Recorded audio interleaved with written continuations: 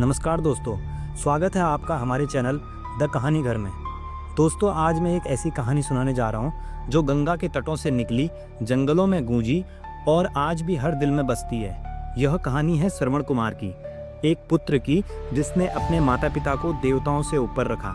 यह कहानी है भक्ति की, बलिदान की और उस पवित्र बंधन की जो मृत्यु को भी हरा देता है। तो आओ चलो उस रात में जब जंगल में एक कांवड़ की छाया चल रही थी और नियति ने अपना खेल खेला। गंगा का किनारा, रात का सन्नाटा और उस सन्नाटे में चीरती हुई एक कांवड़ की हल्की हल्की खटखट। श्रवण कुमार एक युवा जिसकी पीठ पर बंधी थी एक बांस की कांवड़ और उस कांवड़ की दो टोकरियों में बैठे थे उसके माता पिता शांतनु और गीता। दोनों अंधे, दोनों वृद्ध, दोनों कमजोर, फिर भी उनके चेहरे पर एक अजीब सी शांति थी, मानो वे जानते हो कि उनका पुत्र उन्हें कभी नहीं छोड़ेगा। श्रवण के कदम भारी थे, पसीना उसकी भौहों से टपक रहा था, लेकिन उसकी आंखों में एक ज्वाला थी, कर्तव्य की, भक्ति की। जंगल में हवाएं सनसना रही थी, पेड़ों की पत्तियां बिना वजह हिल रही थी, कहीं दूर से भेड़ियों की पुकार आ रही थी और फिर एक धनुष की टंकार, तेज, तीखी और भयावह। पुत्र रुक जाओ, उसकी माँ गीता ने कांपती हुई आवाज में कहा। वह जंगल सुरक्षित नहीं है। श्रवण ने रुककर अपनी माँ की ओर देखा। उसकी मुस्कान में दर्द था, लेकिन दृढ़ता भी। माँ, चिंता न करो, मैं हूं ना, उसने कहा, पर उसकी नज़र जंगल की गहराइयों में थी। क्या यह सिर्फ एक शिकारी था या कुछ और? वह नहीं जानता था कि यह रात उसकी नियति को हमेशा के लिए बदल देगी।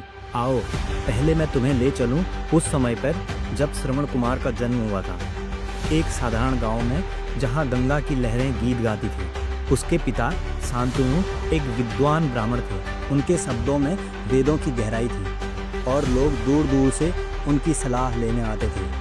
उसकी माँ गीता एक ऐसी गायिका थी जिसके गीत सुनकर पक्षी भी चुप हो जाते थे। उनका घर धन धान्य से भरा रहता था और उनका एकमात्र पुत्र श्रवण उनकी आंखों का तारा था। लेकिन नियति को कुछ और मंजूर था। एक भयानक अकाल ने उनके खेतों को बंजर कर दिया। फिर आई एक महामारी जिसने उनकी संपत्ति छीन ली और सबसे भयानक एक रहस्यमयी रोग ने शांतनु और गीता की आंखों की रोशनी छीन ली। अब उनके पास कुछ नहीं बचा था सिवाय उनके पुत्र के। श्रवण, जो तब महज 12 साल का था, ने अपने माता पिता को कभी अकेला नहीं छोड़ा। जब गांव वाले उसे कांवड़िया कहकर हंसते थे, तब जवाब देता था, मेरे माता पिता मेरे देवता हैं और देवताओं की सेवा मेरा धर्म है। लेकिन रात के सन्नाटे में जब वह गंगा किनारे अकेले बैठता, उसके मन में एक सवाल उठते, क्या मेरी जिंदगी सिर्फ सेवा तक ही सीमित है? मेरे अपने सपने, मेरी अपनी चाहतें? एक रात एक साधु गंगा किनारे बैठे थे। उनकी आंखों में एक अजीब सी चमक थी। उन्होंने श्रवण कुमार से कहा, पुत्र, भक्ति का मार्ग कांटों से भरा है। यह सिर्फ कर्तव्य नहीं बल्कि आत्मा की परीक्षा है। जो इस रास्ते पर चलता है वह अमर हो जाता है। साधु के शब्द श्रवण के मन में गूंज गए। उसने ठान लिया कि वह अपने माता पिता की आखिरी इच्छा पूरी करेगा। 4 धाम की तीर्थ यात्रा। श्रवण ने अपने हाथों से एक मजबूत कांवड़ बनाई, बांस की 2 डंडियों के बीच में 2 टोकरियां लटकाई और उनमें अपने माता पिता को बिठाया। गंगा के किनारे किनारे उसकी यात्रा शुरू हुई।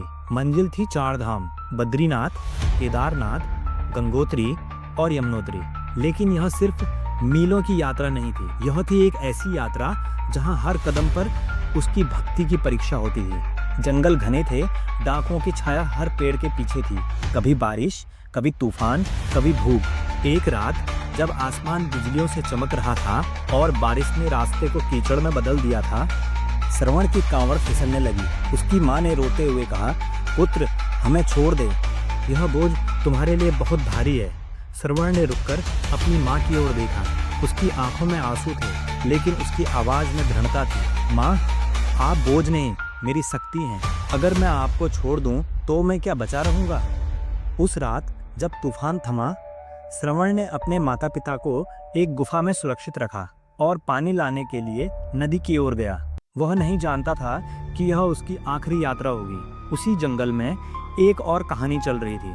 अयोध्या के राजा दशरथ जिनके धनुष की टंकार से जंगल कांपते थे। उस रात एक हिरण का पीछा कर रहे थे दशरथ, जिनके कंधों पर जिम्मेदारियां थी और उनके मन में पुत्रहीनता का दर्द था। उस रात सिर्फ शिकारी की तलाश में नहीं थे, वे अपने मन की अशांति को शांत करना चाहते थे।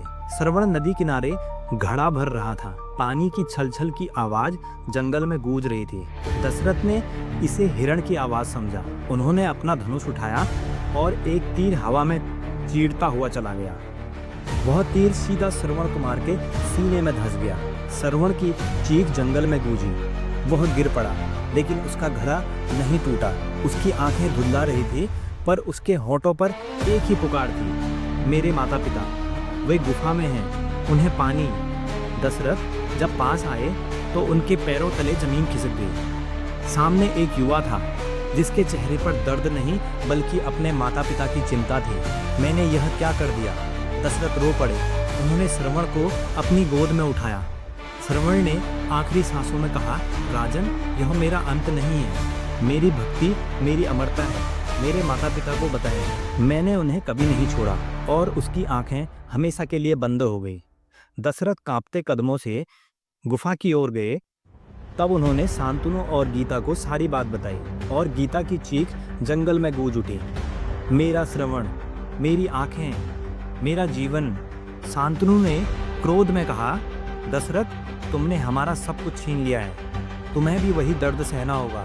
तुम्हारा पुत्र तुमसे दूर होगा और तुम उसकी प्रतीक्षा में तड़पोगे। यह श्राप दशरथ के जीवन का सबसे बड़ा बोझ बन गया। लेकिन यह कहानी सिर्फ दशरथ के श्राप की नहीं थी, यह थी श्रवण की भक्ति की, जो मृत्यु के बाद भी जिंदा रही। गांव वालों ने, तीर्थयात्रियों ने और आने वाली पीढ़ियों ने श्रवण की कहानी को गाया। गंगा के तट पर एक छोटा सा मंदिर बनाया गया, जहां आज भी लोग आते हैं।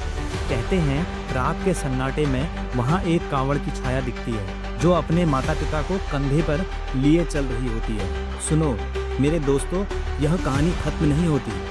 श्रवण की भक्ति आज भी गंगा की लहरों में बहती है। वह हमें सिखाती है कि कर्तव्य का मार्ग आसान नहीं, पर उसकी रोशनी अमर होती है। क्या तुमने कभी सोचा कि तुम्हारा कर्तव्य क्या है? क्या तुम भी किसी के लिए वह कांवड़ उठा सकते हो जो श्रवण ने उठाई थी? जब तक गंगा बहेगी, श्रवण का नाम गूंजेगा, और जब तक दिलों में भक्ति बाकी है, श्रवण की कहानी जिंदा रहेगी। दोस्तों, आपको यह कहानी कैसी लगी? कमेंट में बताइए और साथ ही इस वीडियो को लाइक और चैनल को सब्सक्राइब कीजिए।